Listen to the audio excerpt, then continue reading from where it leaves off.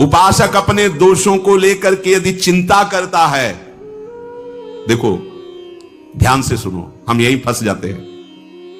उपासक अर्थात शरणागत अपने दोषों को लेकर यदि चिंता करता है तो वो अभी शरणागत नहीं, उसके अंदर अपने अभिमान का बल है, इसीलिए वो ऐसा करता है। क्योंकि दोषों को मिटाने की उसमें अपने सामर्थ्य अनुभव में आ रही, इसीलिए वो चिंतित है।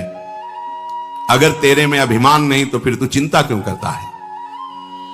हां, दोष देखकर दुखी होना अलग बात है, चिंता करना अलग बात है। दुख तो उपासक को होगा कि ये नहीं होना चाहिए। एक क्षण आया, बस राधा राधा राधा, मैं तो दूर कर ही नहीं पा रहा हूं और ना कर पाऊंगा तो समय क्यों नष्ट करूं, राधा वल्लभ श्री हरिवंश, राधा वल्लभ श्री हरिवंश। अंदर से उसे दुख होगा, पर वो ये चिंता नहीं करेगा मेरा कल्याण होगा कि नहीं, ये दोष है पता नहीं, ये सब व्यास भरोसे कुंवर के। बिल्कुल ये बात बैठ जाएगी उसी के हृदय में जिसका काम बनना है इस जन्म में, नहीं तो सुन करके भी आप इसे गंवा देंगे। सारी की सारी बात वृंदावन भूमि में हो रही है। जब किसी से कहा जाता है सत्य बोलना, चलो मंदिर में चढ़ के बात करो, तो मंदिर में क्या, घर में बैठ के भगवान की बात कर रहे हैं, भगवान की बात कर रहे हैं, भगवान के घर में बैठकर भगवान की बात कर रहे हैं। अब तो विश्वास कर लो। अरे उनके एक संकल्प, परीक्षित, ये वो योग योगेश्वर श्री कृष्ण जिनके एक संकल्प से अनंत ब्रह्मांडों का एक क्षण में कल्याण हो सकता है। हम जैसों की क्या बात, विश्वास करो।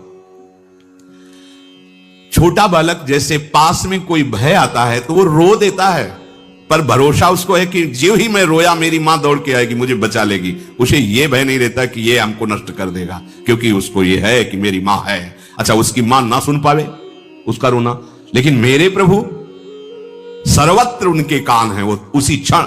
और मां का लाडला जहां भी खेलता होता है, मां वही काम करती कि एक दृष्टि जरूर उस पर जाती रहे, ठीक से खेल रहा है ना, तो करो सदा तिनके रखवारी, जिम बालक राखे महतारी। बहुत जोर की बात है, आप इसे स्वीकार कर लीजिए। प्रभु आपको हर क्षण देख रहे हैं, प्रभु जान रहे हैं आपकी स्थिति। आपको चिंता नहीं करनी, चिंतन करना है, प्रभु का चिंतन करना है। दोष उपासक को अच्छे नहीं लगते, दुख देते हैं अंदर, पर वो चिंतित नहीं होता, अविश्वास नहीं होता, उसको परिणाम में भ्रम नहीं होता। समझिए, है जरूर ये सब, पर मेरी प्रिया जी बहुत कृपाल है, जब चाहेंगी तब सब ठीक हो जाएगा, ना ठीक हो तो भी प्रिया जी मुझे मिल जाएंगी। इस पर कभी आशा बंधा, ये शास्त्र आदेश करता है, दृढ़ आशा रखो भगवान मिलेंगे। हमारे गुणों से नहीं, हमारी साधना से नहीं, अपनी कृपा से मिलेंगे। हमारी स्वामी नेक हो न रिस्क हो, भूल ही न हो सकी, तो निश्चित निश्चित हमें स्वामी जी मिलेंगे। चिंता करने का अर्थ है भीतर में छिपे हुए अभिमान का, अपने बल का आश्रय। ये भक्तों में भी हो जाता है। जैसे द्रौपदी जी का चीर खिंचा तो पूरी सभा की तरफ देखा, पांडवों की तरफ देखा, भीष्म जी की तरफ देखा, अपनी भुजाओं से पकड़ा, दांत से पकड़ा। जब ये शब्द देखा कि अब कुछ नहीं हो सकता, अब तो केवल श्री कृष्ण, तो इतना विलंब क्यों किया? पहले ही श्री कृष्ण का आश्रय इतना दृढ़ होता तो महल से ही नहीं छू सकता था, महल में ही नहीं छू सकता था दुशासन, वही चमत्कार प्रकट हो जाता। अब पूरा का पूरा छोड़कर जे भी हे श्री कृष्ण द्वारिका आवास, यही से बढ़ गया पट। कहीं कुछ उनको आना जाना थोड़ी, इतना बोलना था कि खिंचा हुआ वस्त्र बस यहीं से खिंचता रहा, यहां से हट नहीं पाया। उपासक अपने अंदर जब तक बल रखता है अपने बचाव का, बहुत ध्यान देने योग्य बात है, अपना अहंकार बचा के रखता है, तब तक भगवान नहीं आते। नहीं आए द्रौपदी जी को, नहीं आए। और परम प्रिय सखी है, बहुत प्यार करते हैं प्रभु द्रौपदी जी को। कृष्णा के जो संधि को जा रहे थे तो उन्होंने ऐसे बाल करके दिखा, प्रभु इन्हीं केशों को पकड़कर सभा में खींच कर लाया गया था। आप जानते हो इन केशों को हम कब बांधेंगे, आपको पता है। भगवान संधि कराना चाहे, संधि ना हो। दूसरी बात, यह हमें पक्का विश्वास है कि हमारे गुण दोष से भगवत प्राप्ति नहीं होगी। भगवान कृपालु हैं, प्रियालाल कृपालु हैं, उनकी कृपा से हो जाएगी। हम उनके, ये किसी से हमें प्रमाण लेने की जरूरत नहीं, इस विषय में किसी से प्रश्न करने की जरूरत नहीं, निसंशय खड़ा हो जाएगा। सबकी मति भिन्न भिन्न है, एक भी शब्द शास्त्र से बिलग नहीं विश्वास करना। अच्छा, केवल शास्त्र ही नहीं है, हाँ, छाती भी साथ में लगी हुई है, क्योंकि यही हमारा बल है, यही हमारा जीवन है, इसी से हम जीवित हैं। चाहे परमार्थ में जीवन समझ लो, चाहे स्वार्थ में जीवन समझ लो, यही हमारा जीवन है, इसी से जीवित है। तो अब संशय की जरूरत नहीं, क्योंकि जहां प्रश्न करोगे तो वो अपनी स्थिति और मति के अनुसार ही उत्तर देगा। ऐसे कैसे हो सकता है? पाप करो तुम, भगवान के आश्रित होते, दोष तुम्हारे अंदर, भोगना पड़ेगा तुम्हें। अब मरो जाके, जाओ। अहम त्वाम सर्वपापेभ्यो मोक्षयिष्यामि मा शुचा। तू केवल सर्वधर्मान परित्यज्य माम एकम शरणम व्रज। किसी की सुनना नहीं।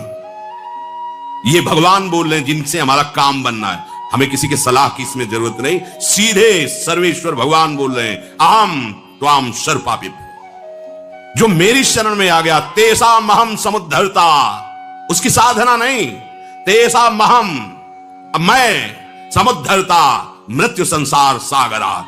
विश्वास कर लो, ना करो तो भटकते रहो। हित ध्रुव जो विश्वास है, तब वही सुधरे बात, ना तर माया पंथ में फिरे जो टक्कर खात।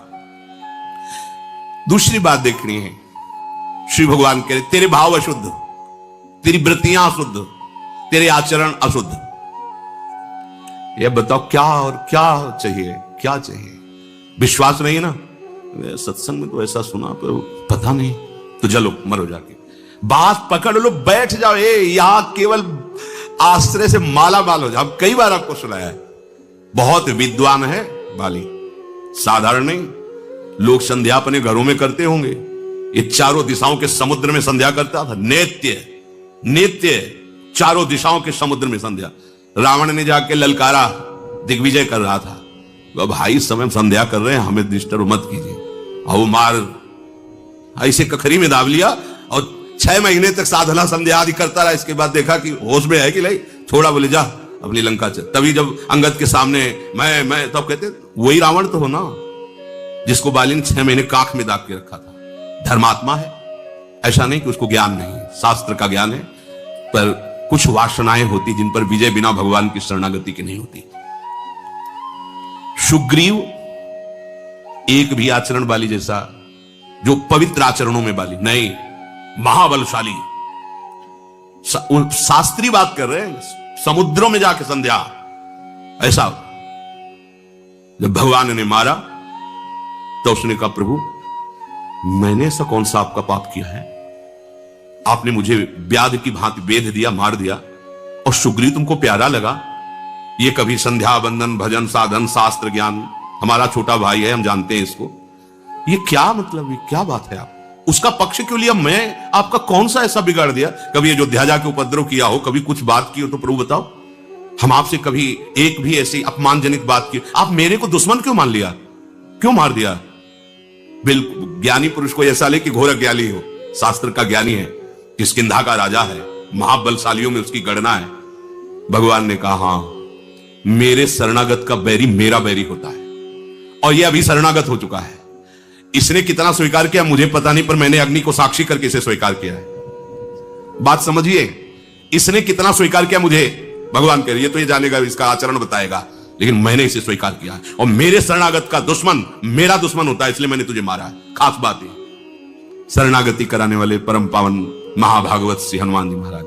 तो शरणागति होती ही है किसी संत से, किसी संत महंत सदगुरुदेव की कृपा से जीव भगवान की शरण में होता है। तो तुम्हें अपने पर विश्वास हो या ना हो, तुम्हें संत सदगुरुदेव के द्वारा कराई हुई शरणागति जिसके प्रति, उसके प्रति दृढ़ विश्वास हो गया, सब बात बन जाए। कर तुम अकर तुम अन्यथा कर तुम सर्व समर्था सा ईश्वरा।